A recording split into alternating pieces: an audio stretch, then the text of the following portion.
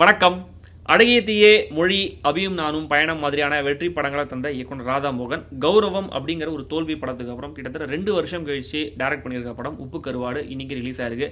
அவருடைய வழக்கமான gang of actors MS Bhaskar, Kumaravel இவங்களையும் தாண்டி முதல் முறையாக கருணாகரன் ஃபுல் லென்த் ஹீரோவாக நடிச்சிருக்கிற ஒரு படம்.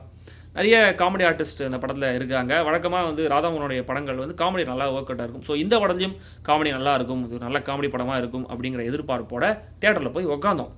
அதுக்கப்புறம் என்ன ஆச்சு அப்படிங்கிறத டைட்டிலுக்கு அப்புறம் நான் சொல்கிறேன்.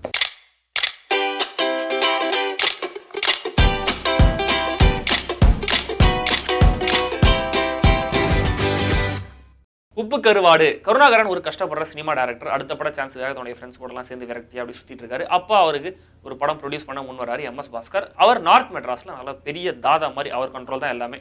ஆனால் ஒரே ஒரு கண்டிஷன், என்னுடைய பொண்ணு தான் ஹீரோயின் அப்படின்னு சொல்லிடுறாரு. கருணாகரனும் வேற வழி இல்லாமல் சரி ஓகே அப்படின்னு சொல்லிட்டு காம்ப்ரமைஸ் பண்ணிட்டு படத்தை ஆரம்பிக்கிறாரு. ஆனால் அந்த பொண்ணுக்கு நடிப்பே சுத்தமாக வரல. அதுதான் ஹீரோயின் நந்திதா. ஸோ இந்த மாதிரி காம்ப்ரமைஸ்லாம் பண்ணிக்கிட்டு அவர் படத்தை ஆரம்பிக்கும் போது இன்னும் நிறைய பிரச்சனைகள் தொடர்ந்து அவருக்கு வருது. ஸோ எப்படி அவர் நினைச்ச மாதிரி படத்தை எடுத்து முடிச்சாரா, அந்த பிரச்சனையெல்லாம் அவர் எப்படி சார்ட் அவுட் பண்ணாரு அப்படிங்கிறத கொஞ்சம் இடங்கள்ல நம்மள நல்லாவே சிரிக்க வச்சு செகண்ட் ஹாஃப்ல கொஞ்சம் இழுத்தடிச்சு சொல்லியிருக்கிற படம் தான் உப்பு கருவாடு. 2 கோடி ரூபாய்க்கு படம் பண்ற மாதிரி ஏதாவது கதை வச்சிருக்கியா? ஏதாவது பேய் கதையை யோசிப்பா, அதான் இப்ப ட்ரெண்ட்.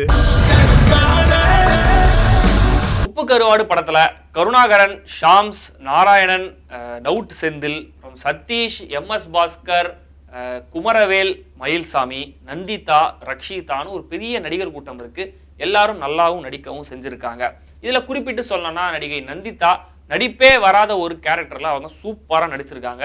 முக்கியமா அவங்களுக்கு டப்பிங் கொடுத்துருக்காங்க, மானசி அப்படின்னு ஒருத்தவங்க, அவங்களும் நல்லா பண்ணியிருக்காங்க. அவங்களுக்கு அடுத்தது டாடி எனக்கு ஒரு டவுட்டுன்னு டிவில எல்லாம் கலக்குனாரே டவுட் செந்தில், அவருடைய கேரக்டர். மற்றவங்கலாம் பேசி காமெடி பண்ண ட்ரை பண்ணிட்டு இருக்கும்போது இவர் பேசாம எக்ஸ்பிரஷன்ஸ்லயே காமெடி பண்ணி எல்லாரையும் தூக்கி சாப்பிட்டு போறாரு. அவன் அசிஸ்டன்ட் வச்சுக்க. இது மாதிரி யார்ட்ட ஒர்க் பண்ணிருக்கியா? கணபதி ஐயர்ட்ட ஒர்க் பண்ணியிருக்கேன் சார். என்ன படம் பண்ணாரு?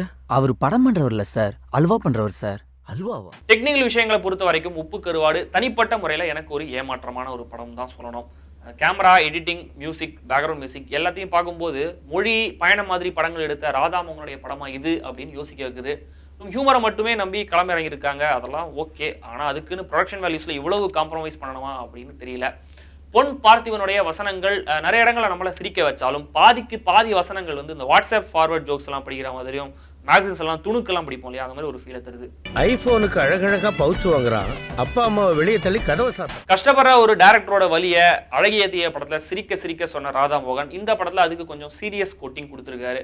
ஒரு கஷ்டப்படுற டைரக்டர் எப்படி சூழ்நிலை கைதியா மாதிரி நிறைய காம்ப்ரமைஸ் பண்ணிக்கிறாரு, இப்படி சுத்தி இருக்கிறவங்களாம் அவர் அப்படி மாத்துறாங்க அப்படின்றதெல்லாம் இந்த படத்துல கன்வே பண்ணியிருக்காங்க. ஆனா எல்லா கேரக்டரும் பேசியே தீக்குறாங்க. டயலாக் வச்சே வர காமெடி ஒரு கட்டத்துக்கு மேல சலிப்பாவும் இருக்கு. செகண்ட் ஹாஃப் கொஞ்சம் நீளமாவும் இருக்கு. சின்ன சின்ன பூனையாம், செல்லமான பூனையாம், பால் குடிக்கும் பூனையாம், பாசமான பூனையாம். அங்கங்க வர சிரிக்க வைக்கிற, யோசிக்க வைக்கிற வசனங்கள், பெரிய ஸ்டார் காஸ்டோடைய நல்ல நடிப்பு, இந்த மாதிரி பிளஸ் பாயிண்ட்ஸ் இருந்தாலும் ரொம்ப பெரிய சுவாரஸ்யம் தராத ஃப்ளோ படத்துக்கு எதிரியா இருக்கு. ஒரு டைரக்டரோடைய ஸ்ட்ரகிளை சொல்ற படமாவும் இல்லாம, ஒட்டுமொத்தமா ஒரு காமெடி படமாவும் இல்லாம, அங்கேயும் இங்கேயும் கால வச்சு ஒரு டெலிஃபிலிம் மாதிரி இந்த படத்தோடைய அவுட்புட் இருக்கு. இப்போ நான் என்ன பண்ணணும்? ஓ செத்து போ, நான் தடுக்க முடியுமா? ஒரு ஜோக் சொல்றேன்னு சொல்ல ஆரம்பிக்கும் போதே நீங்க சிரிச்சிருவீங்கன்னா, டெக்னிக்கலான குவாலிட்டியான படம்லாம் வேணாம், அங்கங்க சிரிச்சா போதும்னு நீங்க நினைச்சீங்கன்னா உப்பு கருவாடு படத்தை நீங்க பார்க்கலாம். மற்றபடி இன்னும் ஒரு நல்ல ப்ரொடக்ஷன் வேல்யூஸோட, ஸ்மார்ட்டான கதை திரைக்கதையோட ராதா மோகன் களமிறங்குவார் என்று எதிர்பார்ப்போடு எங்களது ரிவ்யூவை நிறைவு செய்கிறோம். நன்றி, வணக்கம்.